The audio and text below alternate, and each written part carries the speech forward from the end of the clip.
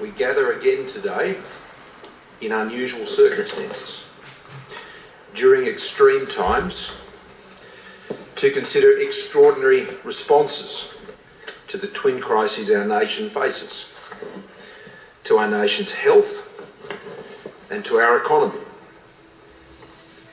What we do today is what governments have always done in such circumstances. When our nation is under threat, that previous generations of Australians have done before us. Today we act to protect Australia's sovereignty. When Australian lives and livelihoods are threatened, when they are under attack, our nation's sovereignty is put at risk and we must respond. As a government, as a parliament, as a nation, together. Nurses, teachers, drivers, cleaners, doctors, police and paramedics, factory workers, engineers and bankers, grocers, miners, farmers, pastors, priests and imams, politicians, union officials, even lawyers, mums, dads, grandparents, kids, families, all of us. Our sovereignty is measured in our capacity and freedom to live our lives as we choose in a free, open and democratic society. We are not a coerced society. We act through our agreement and our willful support of the national interest, through our many institutions, including this Parliament, and the many other parliaments around this country. And we will not surrender this. Our sovereignty is enabled by having a vibrant market economy that underpins our standard of living, that gives all Australians the opportunity to fulfil their potential, to have a go and to get a go. And we will not surrender this. Our sovereignty is demonstrated by the quality of life we afford Australians with world-class health, education, disability, aged care, and a social safety net that guarantees the essentials that Australians rely on. We will not surrender this. And above all, our sovereignty is sustained by what we believe as Australians, what we value and hold most dear, our principles, our way of life, our way of doing things. We will never surrender this. So make no mistake, today is not about ideologies. We check those at the door. Today is about defending and protecting Australia's national sovereignty. It will be a fight. It will be a fight we will win. But it won't be a fight without cost or without loss. Protecting our sovereignty has always come at great cost, regardless of what form that threat takes. And today will be no different. So today we will agree to pay that price through the important measures we will legislate today. But today, as a government, I want to commit to all Australians as Prime Minister that once we have overcome these threats, and we will rebuild and we will restore whatever the battle ahead takes from us. As a nation, we are working together nationally, especially through the National Cabinet, and I wish to again place on record my thanks to all our Premiers and Chief Ministers. We have come together to lead together in a new way through these crises. I thank all of my ministers, who I lead together with the Deputy Prime Minister and the Treasurer. And we are all together as ministers ably advised by our experts and officials in the Australian Public Service. And I particularly want to acknowledge Professor Brendan Murphy and his team. I thank all of my colleagues on the government benches for their input and leadership in their communities, as I do all members of this House and the other place. I thank the Opposition Leader and his parliamentary team and all of our staffs. And I extend my thanks to the many businesses, large and small, to the unions, to the banks, to the media, to the not-for-profit organisations, welfare and charitable groups, to Indigenous leaders, to the churches and other faith groups for their prayers, for their support and the many efforts that they are making. Together, we have now established the key baseline supports and protections that have bought us much needed time in these crises to get us through. And I will speak of those actions today, but there is a long way to go in this fight. This has been our road in. We will now lead the country on the road through and then the road out and beyond. Mr. Speaker, it's been 16 days since this House last met. As of this morning, 5,956 Australians have contracted the coronavirus. Thankfully, 2,547 have recovered. 294 are hospitalised, 92 in intensive care and 36 are on respirators. Sadly, there have been almost 50 deaths in Australia. Tens of thousands more have died across the world. One of those was the member for Cooper's father-in-law. On behalf of the government and the Parliament, I extend our deepest sympathies to the member for Cooper and her family, as they are with all who have lost loved ones, both in recent times, here and overseas, and are fearful of that event occurring in the future. And as a nation, we especially send our best wishes to our good friend, the Prime Minister of the United Kingdom, Boris Johnson. Get well soon, Boris. We need you. When the House last met, new cases were growing at more than 20% a day.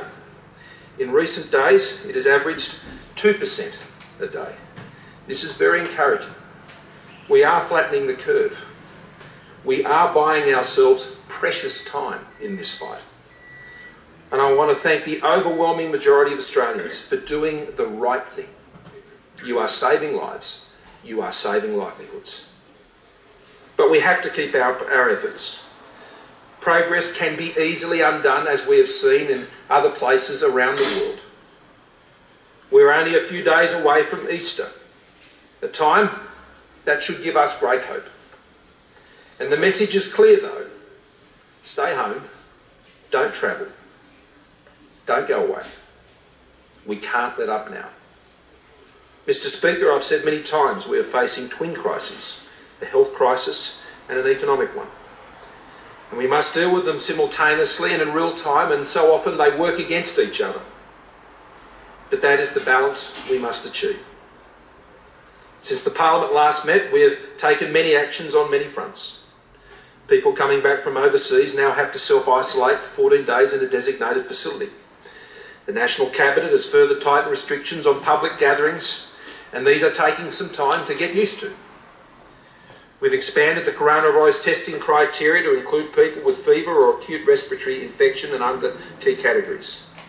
Australians should be proud, very proud, that we have one of the most comprehensive testing regimes in the world. We have one of the highest rates of testing in the world. Today, some 313,000 tests for the virus have been conducted across Australia. This is more than double the number since we last met, and I commend the Minister for Health on his efforts in this respect. Since the Parliament last met, we have strengthened the preparedness of our hospitals and are working with the states to triple our ICU capacity. We've changed medical indemnity rules to encourage retired health workers to return to practice. We're supporting up to 20,000 registered nurses to get online training to better prepare them to deliver care in high dependency and intensive care units. We have finalised an historic partnership with private hospitals, ensuring that over 30,000 hospital beds and 105,000 skilled workers are mobilised to work in conjunction with the public hospital sector. The government will guarantee the viability of all 657 private and not-for-profit hospitals across Australia through these challenging times because we need them. To preserve critical resources, we've acted to suspend all non-urgent elective surgery. Of course, we know many Australians still need to see their doctor during this time, and they should, and to get the medicines they depend on for their health. So we've expanded Medicare subsidised telehealth services, and we've given extra incentives for GPs and other health practitioners so that their practices can stay open for face-to-face services where needed. We know Indigenous Australians are at great risk from COVID-19, and we are making $123 million available for targeted measures to assist Indigenous communities and businesses. We're supporting those Australians with a disability through the efforts of the National Disability Insurance Scheme. We've taken action against those who would seek to profiteer from the health crisis by buying goods like face masks, hand sanitisers and medicines and reselling them at big markups or exporting them in bulk overseas. It's not on.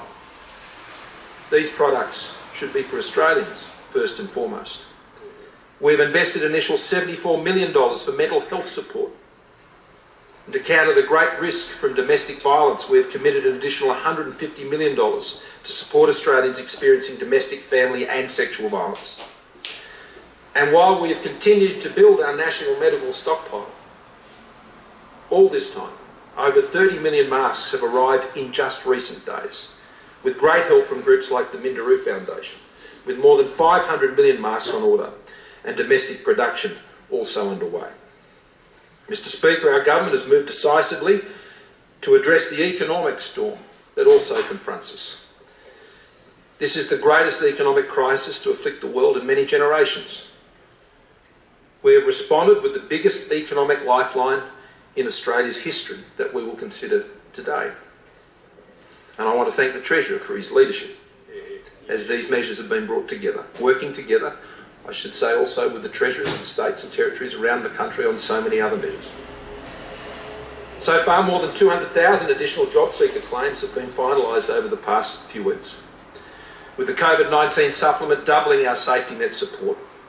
Thousands of extra workers have been recruited into the public cause to ensure we can move through the claims still outstanding as quickly as possible. Today we will put before the Parliament our JobKeeper package. JobKeeper will keep Australians in jobs, and it will keep the businesses that employ those Australians in business, both now and into the future. The $130 billion economic lifeline will provide payments of $1,500 per fortnight to an estimated 6 million eligible workers through their employer. As of yesterday afternoon, over 700,000 businesses have registered for this support, and this number continues to grow. It is the equivalent, this payment, of around 70% of the national median wage. For workers in accommodation, hospitality and retail services, some of the most affected by this economic crisis, it equates to a full median replacement wage. We also have extended the partner pay income test for those on job seeker. The partner test has been changed from around 48,000 to just over 79,000. As well, we want those working with children, and particularly our essential workers, to have confidence in their childcare arrangements. The government is providing business continuity payments to support childcare services to stay open. This means around 1 million Australian families will be able to receive free childcare. The investment complements the more than $1 billion the government expects the sector to receive through the JobKeeper payment. Managing our workforce is a critical part of keeping the economy going. So we've announced changes to temporary visa holders, including for international students, temporary skilled visa holders and working holiday makers. We're also relaxing the visa conditions for our seasonal worker program and the Pacific Labour Scheme so that participants can stay for up to 1 more year. This is essential for our agricultural sector, who for the first time in a long time are seeing rain. These extensions are subject, of course, though, to labour market testing, allowing local job seekers, Australians, the opportunity for work. The government knows that many Australian businesses are under pressure, and we won't allow a fire sale of Australian businesses to foreign interests. The Treasurer has announced temporary changes to the Foreign Investment Review Framework to protect Australia's national interest. This means all proposed foreign investments will now require approval, regardless of the value or nature of the foreign investor. With businesses and families under stress, the National Cabinet has agreed to a moratorium on evictions over the next 6 months for commercial and residential tenancies in financial distress. Yesterday, the National Cabinet agreed that states and territories would implement, legislate and regulate a mandatory code of conduct for commercial tenancies, which includes retail, office and industrial properties. The code sets out the good faith leasing principles for these tenancies. It means that businesses will be able to emerge on the other side and start trading again, not weighed down by disabling debts that would otherwise keep their doors closed forever. We are all in this together. I know that some families coming into this health and economic crisis were already doing it incredibly tough. That's why we are providing an additional $200 billion to help vulnerable Australians pay bills, pay for food, clothing and petrol. Additionally, we are providing almost $60 million to assist older Australians with food and other essential items. To mobilise the full resources and talent of the private sector behind our national mission, we have established the National COVID-19 Coordination Commission under the leadership of Nev Power, and I thank all of those commissioners for their service. This is about government and the private sector working together to solve problems for our nation. All the measures I have detailed today are measures that we've announced in recent weeks since we last met. Mr. Speaker, we have a long way to go. Through the actions we have taken to date, we have bought Australia valuable time to chart a way out over the next 6 months. But there are no guarantees, and it could well take far longer. Our country will look different on the other side, but Australians will always be Australians. We have navigated the road in, and we can now see some encouraging signs. We do stand in a place today far better than most nations around the world because of the efforts of all Australians. Flattening the curve, buying more time other countries haven't had, and we've seen the devastating effects on those nations and their people. Preparing our health system for the challenges to come, putting in place the big economic lifeline and the buffers for Australians in what for so many will be their toughest ever year in 2020. We are charting the road through. We are all in. Our institutions are strong. Our people are strong. Australia is strong and will continue to be strong. We will respond to this challenge. We are up for the fight. We will pay the price needed to protect our sovereignty, and we will chart our way out. We will get through this together, Australia.